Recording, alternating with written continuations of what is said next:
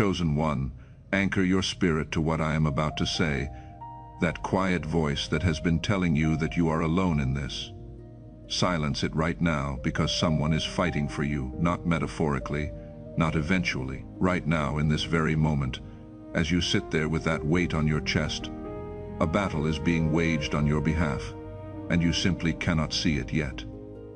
But it begins to shift within the next 24 hours. The isolation ends. The confusion lifts.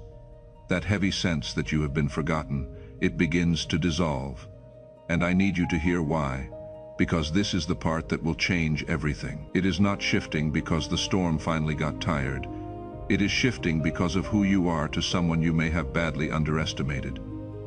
Think back to that moment this week, when you almost gave up, when you looked at the situation and quietly decided to step back, to release it, to stop forcing it. You thought that was you failing. You thought that was you surrendering the fight. But that release, that quiet, invisible act of letting go, that was the exact moment the battle turned. That was the moment heaven mobilized on your behalf. You did not lose ground that day.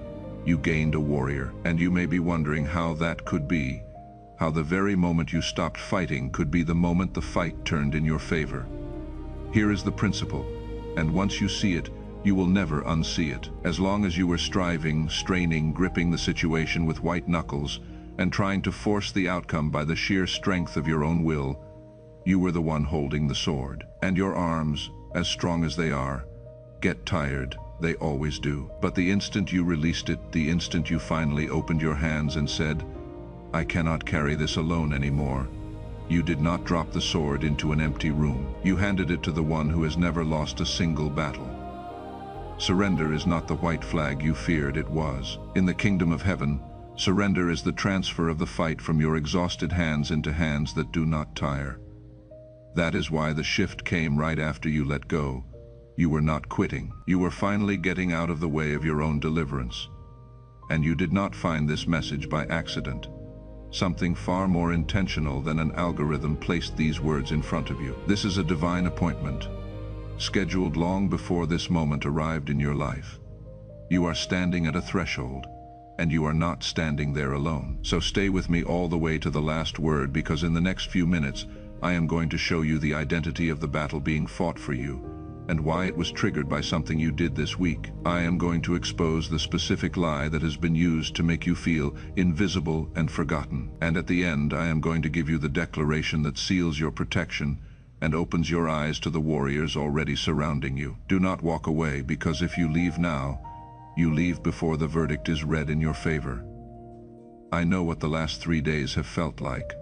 The silence has not been peaceful. It has been pressing down on you, heavy in a way that is hard to explain to anyone who has not lived it. Maybe you have been moving through your days performing normal, answering messages, going through the routines, showing up where you are needed. But inside there is a hollow ache, a deep and nameless grief, as if something important has been lost or forgotten. Or maybe you were standing in the middle of some ordinary moment this week, washing dishes, driving home, lying awake at 3 in the morning, unable to sleep. And the thought arrived without warning. Does anyone actually see me? Does anyone actually know how hard I am working just to hold all of this together? You feel unseen. You feel like the effort you keep pouring out is disappearing into the air, landing nowhere, mattering to no one. And in that empty space, the accuser has been whispering one very specific lie. He has been telling you that the reason no one is showing up for you is because you are not worth showing up for. He replays the moments where people walked past your pain without stopping. The time you reached out and got only silence. The time you sacrificed something and no one even noticed. The time you gave your absolute best and it was received as ordinary. He has been building a case against you inside your own mind, and his verdict is always the same. You are alone because you do not matter enough to be fought for. But hear what the truth says over this moment. In the book of Romans it is written, "If God is for us, who can be against us?" Feel the weight of that. Not who will be for us someday. Not who might be for us if we finally get everything right. If God is for us, present tense, right now tense, who can stand against us? And the answer is no one. No one with the final word. No one with the authority to close what he has opened. No one with the power to silence the battle being fought on your behalf tonight. The enemy wants you to count the people who are not fighting for you. Heaven is counting the forces that are. The loneliness you have been feeling is not evidence that you have been forgotten. It is evidence that the battle is so significant, so targeted, so specific to the calling on your life, that the enemy has worked overtime to make you feel like you are losing, when the truth is you are being covered. You are not abandoned. You are protected. That moment you read as rejection was actually redirection, steering you away from something that would have cost you everything. That silence you received was not indifference. It was a boundary heaven set, keeping certain access away from this season of your life. And that step back you took, that quiet release, that was not weakness, that was trust. And trust is the single most powerful weapon in the arsenal of the chosen. The heaviness you are feeling is not punishment. It is the sensation of a shield being raised over you. It is the pressure of something enormous being assembled on your behalf in a realm you cannot yet see. You thought you were sitting in the quiet before defeat. You were actually sitting in the quiet just before the army arrives. Someone trusts you far more than you can currently imagine. Someone is betting on you, interceding for you, refusing to stop. And the reason the enemy has been so loud this week is because he has seen who just entered the room on your behalf. And he is terrified of what happens when you finally see it too. So what will this shift actually look like as it begins over the next 24 hours? Let me tell you, so you do not miss it while you are looking for something else. It will most likely not arrive as thunder. It rarely does. It will come first as a lifting, a lightness you cannot quite explain, as though a weight you had grown so used to carrying that you forgot it was. Even there is suddenly gone. It may come as a phone call or a message from the last person you expected. A door you assumed was closed, quietly clicking open. A moment of clarity about something that has confused you for months, arriving all at once, as if a fog lifted. Watch for the small things, because that is how heaven most often moves, underneath the noise, in the margins of an ordinary day. But I have to prepare you for one thing, because if I do not, it may catch you off guard tonight. It is always darkest just before the shift. Very often the heaviest resistance does not come at the beginning of the battle. It comes in the final hour before the breakthrough. One last push of everything that does not want you to reach the morning still believing. So do not be surprised if tonight, before you sleep, a wave of discouragement tries to rise, an old doubt whispering that this was just words, that nothing is really going to change, that you have hoped before and been let down before. Recognize that voice for exactly what it is. It is not the truth, and it is not the end of your story. It is the sound resistance makes right before it loses. Let it pass over you like water over a rock. You are the rock. In the morning it will be gone and you will still be standing. Now let this land even deeper, because what you heard in those opening words is not poetry designed to make you feel good for a moment. It is a spiritual reality that has been operating over your life long before you had the words to describe it. Beneath the surface of the ocean, there are unseen currents that shape the tides and guide the great whales. And in the same way, unseen forces have been assigned to your future, moving pieces you never saw, with your destiny as the prize. And the simple fact that you are still here, still breathing, still searching, is undeniable evidence that the light within you has been fiercely protected. The forces that tried to put it out have been turned back again and again. But here is what most people never stop to consider. The battle over your life is not raging because you are weak. It is raging because something inside you carries immense weight. No one wages war over territory that holds no value. No one fights for barren land that will never bear fruit. The sheer intensity of what you have faced, the losses that struck without warning, the betrayals that pierced deep, the seasons of drought that seemed to stretch on forever. None of that was random. Each hardship was a precise deployment of resistance. And resistance in the spiritual realm only rises to meet something of real worth. The very intensity of the war against you has been a strange, backhanded confirmation of your value. Think of David before he ever wore a crown. He was a shepherd boy in a field, seemingly insignificant, invisible even to the people who should have recognized him first. When the prophet Samuel came searching for the next king of Israel, David's own father did not even call his name. He was left out in the field, forgotten. And yet, even in that obscurity, heaven already knew his address. The anointing found him out there in the quiet because obscurity could not hide what God had already decided, and the wave of attacks that followed. The giant, the jealous king who hunted him, the long years of wandering in the wilderness. Those were not punishments from heaven. They were preparation wearing the mask of persecution. Every stone he dodged, every lie he survived, was a lesson etched into his soul. That is your story too. The places where you felt forgotten like a tool left in the corner of the workshop were not places of abandonment. They were places of formation. They were the hidden valleys where your character was refined and your resilience was forged in the fire. And what is being built in you, there is something so strong, so real, that the world is not yet ready to see it.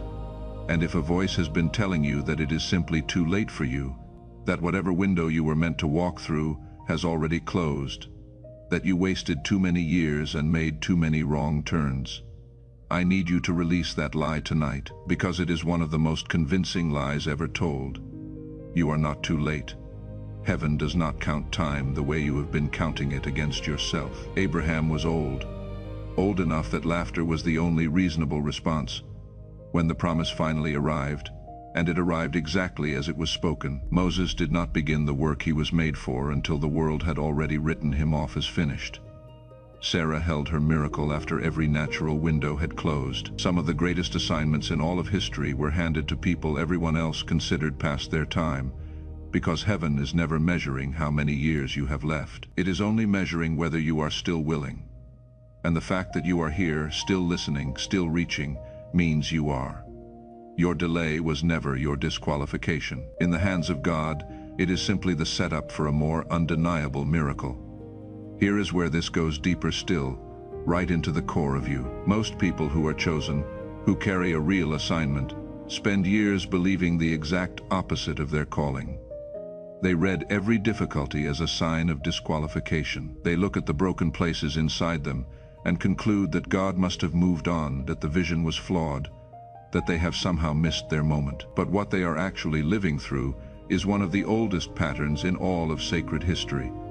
The pattern of the prepared vessel. Everyone who has ever carried something significant was first emptied of everything they thought they needed, not because God is cruel, but because what he intends to place inside a truly prepared vessel cannot coexist with what the world already put there.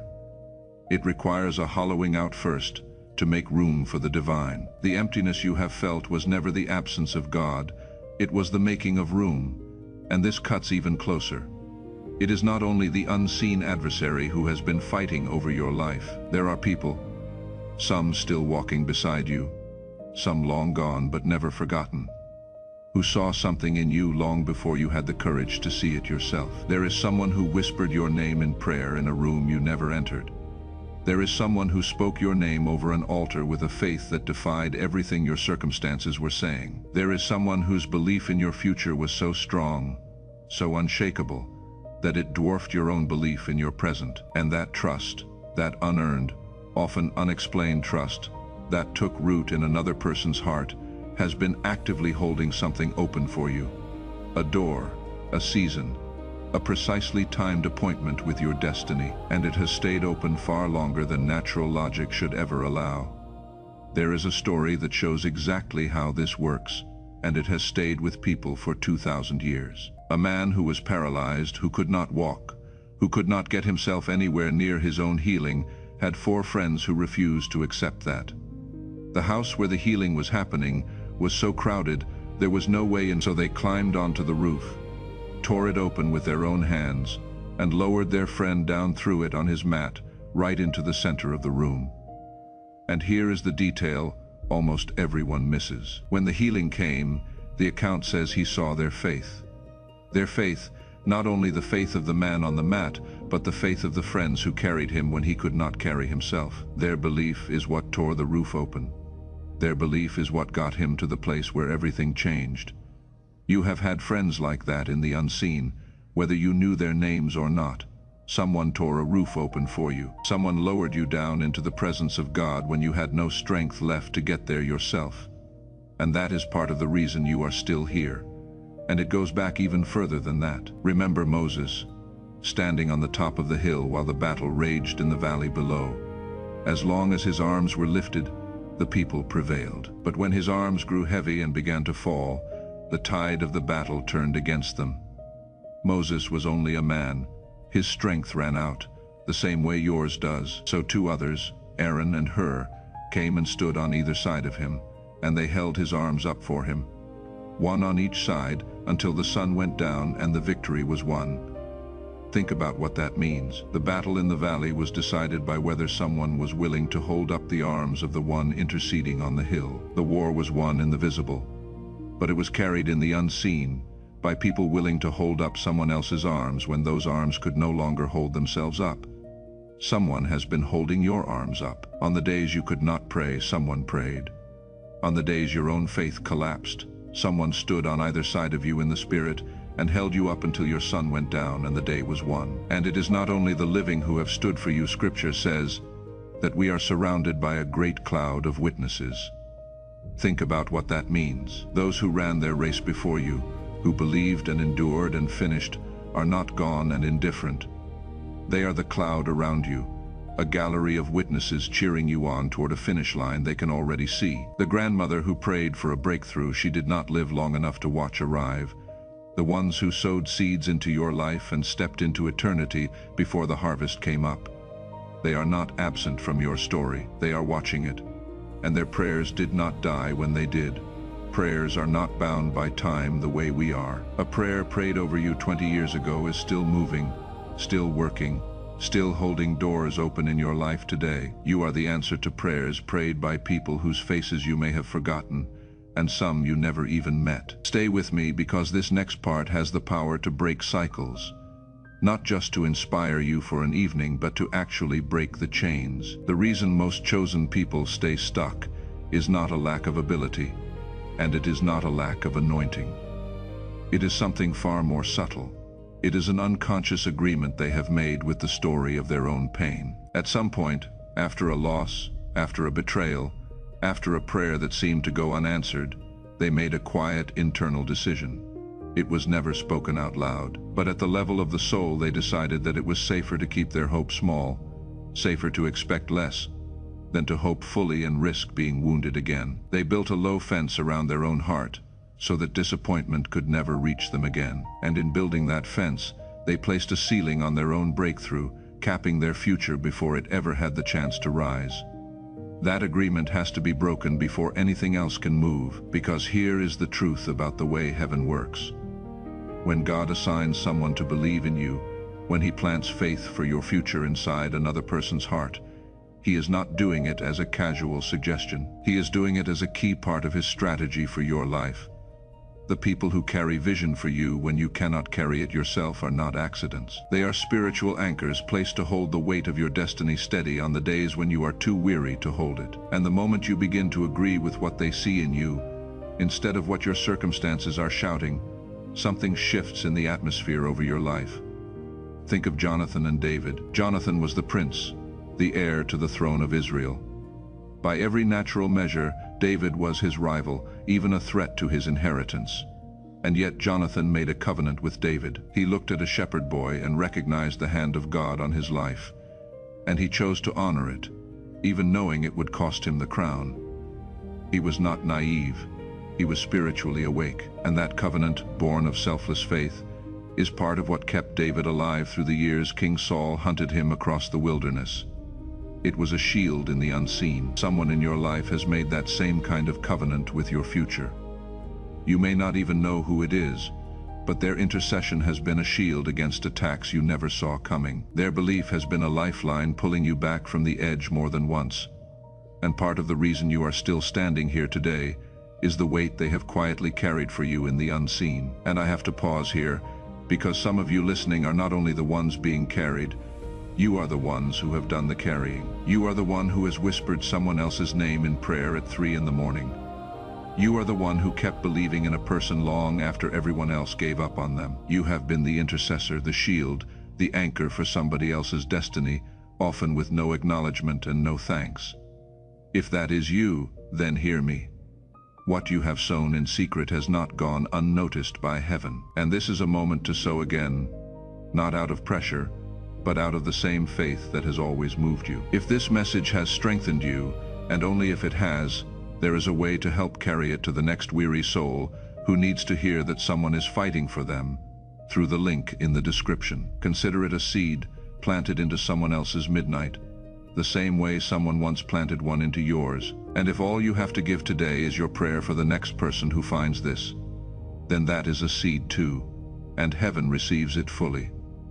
It has never once measured a gift by its size, only by the love inside it. Now let this next part reach you, because it is where the real chains come off. You have been waiting for a sign that you are finally enough. You have been waiting for permission to step into your calling. You have watched other people walk confidently into rooms and opportunities that you feel called to enter, and somewhere deep inside, a voice has whispered, "Who are you to think you belong there?" And that voice has felt like wisdom. It has felt like humility. It has sounded like discernment. But I tell you with certainty, it is none of those things. It is fear wearing the costume of wisdom. And this fear has been far more effective at holding you back than any open opposition ever could be, because the enemy does not always come as a roaring lion. Sometimes he comes as a reasonable thought. Sometimes he comes as a well-crafted doubt that borrows the language of self-awareness. He whispers, perhaps this is not the right time. Maybe you need to be more ready, more qualified. You should wait until things are more stable, more certain, before you move. And because it sounds so cautious, so grounded, we listen, and we call our captivity by the name of wisdom. The chains feel comfortable because they are forged out of logic. The prophet Jeremiah wrestled with this same battle. He stood before God and said, "I cannot speak. I am too young. I am too unknown. My voice will not be heard." And God's answer was not gentle encouragement. It was correction. Do not say, "I am too young." Do not let what you see as your limitations override what I have already called you to be. The call is not waiting on your readiness. The call rests on my decision alone, and remember this deeply. God made his decision about you, about your purpose, about your potential, long before you were ever formed in your mother's womb. His choosing of you came before your first breath. Now here is the final layer, the shift that reframes everything you have just heard. Underneath the fear, underneath the self-doubt, underneath the quiet agreements you made with your own sense of not enough, there is one root shaping every delay and every detour. You have been measuring your worth by the outcomes of your life, by your results, instead of by your origin, by the very word that spoke you into being. You have been letting the disappointing results of the journey speak louder than the eternal word that was spoken over you before time began. That is the real root, not the enemy, not the past, not the people who walked away. It is the habit of letting what has already happened define what is still possible. And here is the truth that changes everything when it finally lands. The battle being waged over your life is not primarily about what you will do, it is about who you will become in the process of doing it. Heaven is not only fighting for your success in the eyes of the world, heaven is fighting for your wholeness, for the healed, integrated version of you that walks out the other side of this season. Because a person who gains success without inner transformation can become a danger to themselves and to everyone they were meant to serve. But a person forged in the fire, who learned to trust in the breaking, who found their true voice in the wilderness, carries something that cannot be faked, cannot be imitated, and cannot be taken from them by any force in heaven or on earth. You are not just being moved forward, you are being made. You are being refined like precious metal in the furnace, so that your true and lasting value can finally be revealed. And the one who trusts you, the one who has been fighting for you, the one who planted faith for your future in the hearts of the people around you, the one who has kept every door open long past its natural expiration, he is not waiting for you to become perfect. He is waiting for you to be present, fully here, fully surrendered to the process, fully willing to step into the reality he has already prepared. And that moment is not next season. It is not when things finally stabilize. It is this breath right now. And understand why heaven has invested so much in this. Your breakthrough was never meant to stop with you.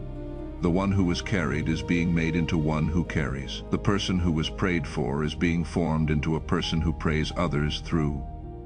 Everything you have survived is becoming a map you will one day hand to someone lost in the same wilderness you walked out of. The battles you won in secret when no one was watching and no one applauded will become weapons you place into the hands of people still fighting theirs. This is why the enemy fought your deliverance so hard. He was never only trying to stop you. He was trying to stop everyone who would one day be set free through you. When you rise, you do not rise alone. You become a door, and there are people on the other side of your breakthrough who have been waiting, without even knowing it, for you to walk through yours first, so that they can walk through theirs. Your healing has a lineage. Your freedom has descendants. That is how much was riding on you not giving up. And now let me open your eyes to what has been surrounding you the whole time.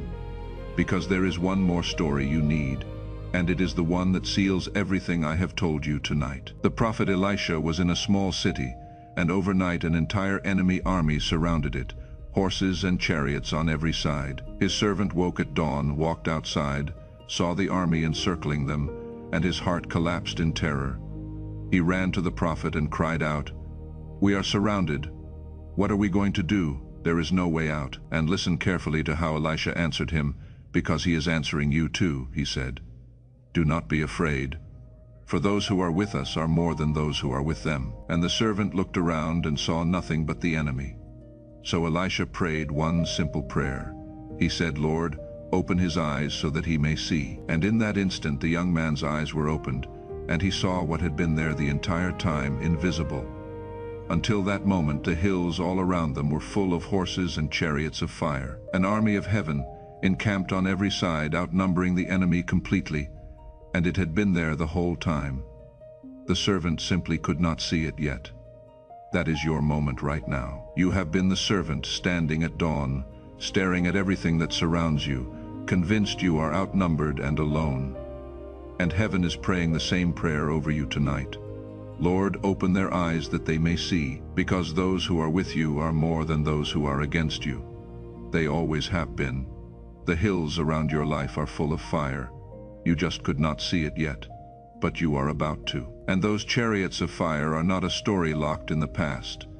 Scripture says of the angels that they are ministering spirits, sent out to serve those who will inherit salvation, sent out for you. It says that he will command his angels concerning you to guard you in all your ways, concerning you by name. There are assignments in the unseen that carry your name on them. Warriors dispatched not to some general cause, but to your specific life, your specific street, your specific battle. The near misses you can still barely explain, the accident that somehow did not happen, the door that closed a second before it would have destroyed you, the strange, unearned mercy that kept finding you in seasons when by every measure you should not have made it through. That was not luck. That was your escort. That was the fire on the hills doing exactly what it was sent to do. You have been guarded far more carefully than you have ever realized, by more than you have ever seen. So place your hand gently over your heart. Feel it beating, steady, alive, proof that you are still here and still his. And declare this with me out loud if you can. I release every agreement I have made with my own limitation. I break every silent covenant I formed with fear, with doubt, with the lie that I was not enough and am not enough. I receive the sacred trust that heaven has placed in me. I embrace the faith that others carried for me in the seasons when I was too weak to carry it myself. I declare that my delays were not denials, but design. I step forward now into the calling that was written over my life before I ever drew my first breath. I am no longer waiting for permission. I have already been chosen. Chosen for this moment, chosen for this purpose. And from this moment on, I walk as someone who knows it. Now hold on to that, because there is one more thing I want you to do before you go, and I want you to make it real, not routine. All through this message you have felt it. Have not you? The awareness of someone who believed in you before you believed in yourself. Someone who prayed for you, stood for you, refused to give up on you. Sometimes when you had already given up on yourself, so bring them to mind right now. The specific person. It might be a mother or a grandmother who prayed over you. a friend who saw something in you in your darkest year, a teacher, a mentor, someone long gone now, someone whose faith held a door open that you walked through without even knowing it was them holding it. Go to the comments and name them. Not a number, not a single word. Everyone else is typing their name and what they carried for you. Something like, "My grandmother prayed for me every day and never lived to see this answered." Or, "My friend believed I would make it when I was certain I would not speak their name into the light." Because when you name the one who interceded for you, you honor the covenant they made, and you finally see with your own eyes that you were never once fighting alone. And if you happen to be the one who has been carrying someone else, if you are somebody's intercessor, then say that too. Name the one you refuse to stop believing in. Let heaven hear that their warrior is still standing. And here is how you honor the one who carried you. Not with a monument, not even only with gratitude. You honor them by rising, by becoming the very thing they saw in you when you could not see it in yourself. Every prayer that was prayed over you is a seed still waiting in the ground. And your surrender, your yes, your willingness to finally step forward, is the water that brings it up. When you rise into your calling, you are not only stepping into your own destiny, you are completing theirs. You are answering the prayer they may not have lived to see answered. You are letting their faith finish its work. There are people who will spend eternity glad they refused to stop believing in you because you became who they prayed you would be. Do not let their intercession fall to the ground unfinished. Pick it up, carry it the rest of the way. That is the truest thank you there is. If you want to keep walking through this season with words like these meeting you at each threshold, stay close to this space, not for notifications, but for alignment. Some doors in the next chapter only open for the ones who stayed near enough to be standing there when they do. You came into this message believing you were alone. You are not leaving that way. A battle is being fought for you. A door is being held open for you.